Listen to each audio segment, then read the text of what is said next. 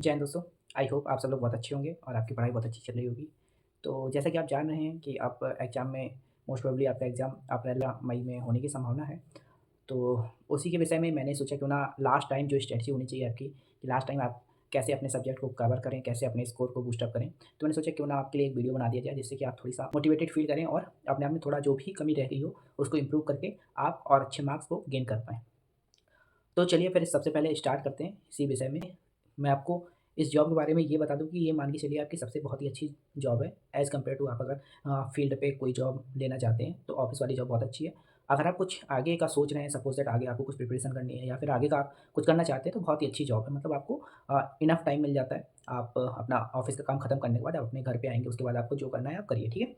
आपको पढ़ाई करनी है, आपको फैमिली के साथ अपना टाइम स्पेंड करना है, तो आप बिल्कुल फ्री हो जाते हैं और उसके बाद आपको जैसा कि आप जानते हैं कि संडे को मोस्ट प्रोबेबली आपको काम कम ही रहता है, मतलब क्योंकि अगर मान लो ज़्यादा ज़रूरत होगी तभी आपको ऑफिस अटेंड करना है, अदरवाइज़ आप अपने घर पे रह सकते हैं। बाकी दूसरा बात ये भी है कि कहीं-कहीं सैटरडे हाल्फ डे भी होता है, तो इस तरीके से होता है, ठीक है?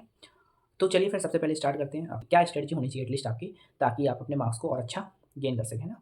तो सबसे पहले जैसा कि आप जानते ही हैं कि 4 सेक्शन में होता है, बँटा होता है हमारा 50 नंबर 50 क्वेश्चन होते हैं। दूसरा आपका जीएस होता है और मैथ और रीज़निंग, है ना? सारे 50-50 क्वेश्चन होते हैं और होते हैं। तो 200 क्वेश्चन होते हैं और आपके 400 मार्क्स होते हैं और इसमें नेगेटिव मार्किंग नहीं होती। तो सबसे पहली बात जो आपको अपने दिमाग में ये रखनी है कि आपको पेपर पूरा अटेम्प्ट करना है ना? कोई भी क्वेश्चन ऐसा नहीं होना चाहिए जो आपसे छूट जाए, सारे क्वेश्चन अटेम्प्ट करने चाहिए। देखिए, कहीं न कहीं यहाँ पे एक लक फैक्टर, मान लो आप बिलीव ना करें वो बात अलग है, लेकिन कहीं न कहीं यहाँ पर एक लक फैक्टर भी होता है। सपोज़ दैट नेगेटिव मार्किंग नहीं है तो आपने आपने मान लो 15 क्वेश्चन आपको नहीं आ रहे हैं और आपने मान लो 50-50 या जो भी है तुक्का मारा आपने, ठीक है? अब हो सकता है आपके एक भी क्वेश्चन सही ना हो, वही सेम जगह पे हो सकता है किसी ने 15 क्वेश्चन तुक्का मारा और उसके हो सकता है 7 से 8 सही हो जाएँ या 5 सही हो जाएँ, तो कहीं न कहीं वो आपसे प्लस पॉइंट में गया, है ना?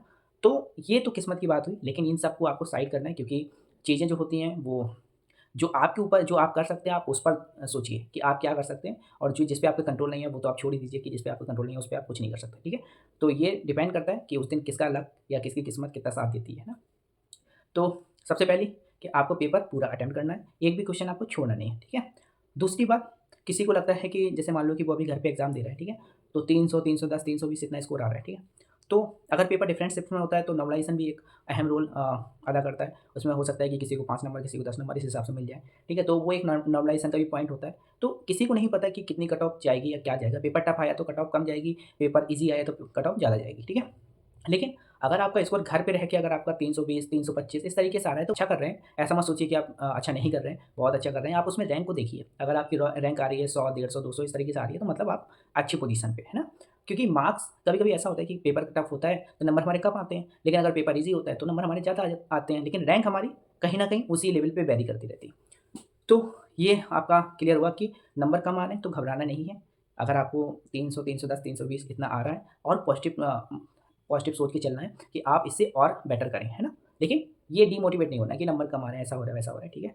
क्योंकि अगर जितना आप पॉज़िटिव रहेंगे उतना ही आप अच्छा स्कोर कर पाएँगे, ठीक है? अब उसके बाद आते हैं कि जैसे सबसे पहले क्या करना होता है आपको कि स्ट्रैटेजी एक ऐसी बनाइए कि मुझे किस सब्जेक्ट में एटलीस्ट कितने क्वेश्चन अटेम्प्ट करने हैं, ठीक है? सपोज़ दैट आपके क्वेश्चन हो जाते हैं 100, जैसे आपने सोचा कि मैं 160 क्वेश्चन का टारगेट बनाता हूँ, ठीक है? तो 160 क्वेश्न आप अटेम्प्ट कर लेते हैं, तो 160 दूनी 320 नंबर हो जाते हैं या 150 क्वेश्चन अटेम्प्ट कर लेते हैं। 150 क्वेश्चन आ रहे हैं तो 150 मतलब 300 हो रहे हैं। बाकी 50 क्वेश्चन में आप अगर मान लो 50-50 हिट एंड ट्रायल जो भी लगाएँगे तो एप्रोक्सिमेटली नहीं भी मानो तो यार 50 में से 10 से 15 या किसी-किसी को हो सकता है अच्छे से, अगर वो 50-50 लगाता है या एलिमिनेशन लगाता है, हो सकता है 20 से 25 क्वेश्चन सही हो जाए। तो डिपेंड करता है ना, इट्स डिपेंड है ऑन द सिचुएशन, क्या सिचुएशन है उस टाइम की वो। तो सपोज़ दैट आपके 150 क्वेश्चन आपने बना लिए तो 150 दूनी 300 और मान लो कि 50 में से 20 क्वेश्चन और या 15 क्वेश्चन और सही हो जाते हैं तो लगभग 15 दूनी 30 लगभग 330 के आस-पास आपका स्कोर बैठ जाता है ना? तो कुछ इस तरीके से पॉजिटिव थिंकिंग लेके चलनी है। ऐसा नहीं होना चाहिए कि नहीं यार मेरे 150 क्वेश्चन बन रहे हैं, 140 बन रहे हैं, तो कहीं न कहीं आप एलिमिनेशन मेथड को यूज़ करिए, कहीं न कहीं 50-50 को यूज़ करिए। क्वेश्चन लेकिन सारे अटेम्प्ट करने हैं, क्वेश्चन को एक भी को आपको छोड़ना नहीं है, ठीक है? सारे क्वेश्चन ए टू जेड एक-एक क्वेश्चन को अटेम्प्ट करना है और ट्राई करिए कि उसमें कोई ना कोई लॉजिक ज़रूर लगाएँ, ठीक है? हो सकता है कि आपको क्वेश्चन ना समझ में आए, आंसर देख के आप लॉजिक लगा लें। कभी-कभी ऐसा होता है कि हमारे दिमाग में जो आंसर होता है, कहीं न कहीं हमने पढ़ा होता है और हो सकता है वही क्वेश्चन वही आंसर सही होता है। कभी-कभी आप देखिए ये चीज़ एज़्यूम करिए, काफ़ी टाइम होता है, ठीक है? तो ये चीज़ है। सबसे पहले आपको ये तय करना है कि आपको किसमें कितने क्वेश्चन अटेम्प्ट करने हैं। जैसे आप देख के चलिए कि मैथ रीज़निंग में तो आप ट्राई करिए कि एटलीस्ट जितने ज़्यादा से ज़्यादा हो सकें, एटलीस्ट 45 प्लस क्वेश्चन आप अटेम्प्ट करने की कोशिश करिए। मान लो कि मैथ में आपने 45 किए, रीज़निंग में आपने 45 के लिए 45, 45, 90 हो गए, ठीक है? और अगर मान लो 5 क्वेश्चन आपने 90 अटेम्प्ट किए, 5 क्वेश्चन आपके गलत भी हो गए, तो अप्रॉक्सिमेटली 85 आपके हो गए। और जो 10 क्वेश्चन में आपने छोड़े हुए, तो उसमें से आप कुछ ना कुछ हिट एंड ट्राई लगाएँगे, तो 2-3 हो सकता है सही हो जाएँ, है ना? तो अप्रॉक्सिमेटली आप मान के चलिए 85-86 के अप्रॉक्सिमेटली आपको चला जाएगा। बाकी आपकी कंप्यूटर में क्वेश्चन आते हैं, और उसके बाद आपकी हिंदी में तो एटलीस्ट ट्राई करिए कि 40-45 आप लेके चलें, है ना? तो अप्रॉक्सिमेटली अगर आप उसमें 85 और 45 हिंदी में कर लेते हैं, तो 90 और फिर 130 हो गया। जीएस में आप ऐसे अटेम्प्ट करेंगे, अप्रॉक्सिमेटली जीएस में नहीं भी हो सकता है, तो 30 से 32 या 35 क्वेश्चन अटेम्प्ट करने की कोशिश करिए, है ना? तो क्या हो गया कि 130 और अप्रॉक्सिमेटली 30 क्वेश्चन वहाँ मान लीजिए, है ना? तो अप्रॉक्सिमेटली 30 क्वेश्चन आप जीएस में अटेम्प्ट करेंगे, तो अप्रॉक्सिमेटली 160 क्वेश्चन अटेम्प्ट हो गए। तो 160 के हिसाब से 320, तो ये आपको पहले से एज़्यूम करना है, ठीक है? कि एज़्यूम इन द सेंस कि आप सपोज़ दैट मैथ रीज़निंग कर रहे हैं, तो मैथ रीज़निंग को आपको जब आप 45 क्वेश्चन अटेम्प्ट कर लेंगे ना, तो आपको एक अलग से ही पॉजिटिव अंदर से थिंकिंग आएगी कि यार मैंने इतने क्वेश्चन अटेम्प्ट कर लिए, और उस जो पॉजिटिव थिंकिंग होती है ना, उससे भी आपके 5-6 क्वेश्चन सही हो जाते हैं। आप 5 से 10 क्वेश्चन और ज़्यादा अटेम्प्ट कर लेते हैं, क्योंकि अंदर आपके एक जोश जैसा आ जाता है कि यार नहीं, मैंने इतना कर लिया, मैं और ज़्यादा कर लूँगा। लेकिन अगर शुरुआत से ही अगर नेगेटिव हो गया, तो फिर कहीं न कहीं दिक्कत हो जाती है। तो ट्राई करिए कि मैथ रीज़निंग में जितना खींच पाएँ, मैथ रीज़निंग और आपकी हिंदी होगी, जितना खींच पाएँ उतना खींचिए। और जो कंप्यूटर हो गया ना, कंप्यूटर के लिए आप ट्राई करिए कि एटलीस्ट जैसे 23 से 24 क्वेश्चन आ जाते हैं कंप्यूटर के, तो ट्राई करिए कि कम से कम 18-19 इतने तो सही कर ही लें, है ना? तो इस तरीके से कुछ ना कुछ आपको स्ट्रैटेजी बना के चलनी पड़ेगी। और दूसरी बात ये है कि आपको जो प्रीवियस ईयर क्वेश्चन है ना, वो जितना अच्छे से अच्छा, जितने ज़्यादा से ज़्यादा हो सके आप उनको अटेम्प्ट करने की कोशिश करिए। जैसे कंप्यूटर के लिए आप सीजीएल वगैरह क्वेश्चन अटेम्प्ट कर लीजिए, क्योंकि सीजीएल में जो मेंस में क्वेश्चन आते हैं ना कंप्यूटर के, वो कहीं न कहीं अच्छे लेवल के होते हैं। अगर आप उनको अच्छे से करके जाएँगे, तो डेफिनिटली आपको बहुत फ़ायदा होगा, ठीक है? तो कंप्यूटर में, क्योंकि ये कंप्यूटर एक ऐसा पार्ट होता है जहाँ पर कि 5 क्वेश्चन अगर आपके टेक्निकल आ गए ना, तो अगर वो 5 क्वेश्चन किसी ने सही कर लिया ना, तो कहीं न कहीं वो अच्छा स्कोर करेगा, क्योंकि वो कंप्यूटर वाला सेक्शन जो होता है ना, कि अगर क्वेश्चन नॉर्मल है तो सभी कर लेंगे, लेकिन अगर वो टेक्निकल क्वेश्चन आ गया ना थोड़ा-सा, तो थोड़ा-सा कहीं न कहीं इश्यू होने लगते हैं ना। तो ये सब चीज़ें, बाकी आपको कहीं न कहीं पहले से प्रिपेयर रहना होगा कि मुझे किस पोर्शन में कितने क्वेश्चन अटेम्प्ट करने हैं। अगर आपने पेपर करते-करते उस पोर्शन में उतने क्वेश्चन अटेम्प्ट कर लिए ना, तो फिर आपके पास ये रहेगा कि यार मैंने इस पोर्शन में इतने अटेम्प्ट कर लिए, अब इतने मैं रीजनिंग में कर लूँगा, या इतने मैथ में कर लूँगा, और इतने आप जीएस में हो जाएँगे, तो मेरा डेफिनिटली कहीं न कहीं हो जाएगा। और जो आपके बाकी क्वेश्चन बचे हुए हैं, वह उस पे कहीं न कहीं आप एलिमिनेशन, हिट एंड ट्रायल, और जो भी आपको जो उस टाइम आपके दिमाग में चले कि हाँ, मुझे इस क्वेश्चन के में ये आंसर की तरफ जाना चाहिए, क्योंकि मुझे ऐसा लग रहा है कि ये लॉजिक है इसका। तो फिर आप उसके थ्रू जाएँगे ना, तो कहीं न कहीं आपको चांसेस रहेंगे कि वो क्वेश्चन सही हो जाए।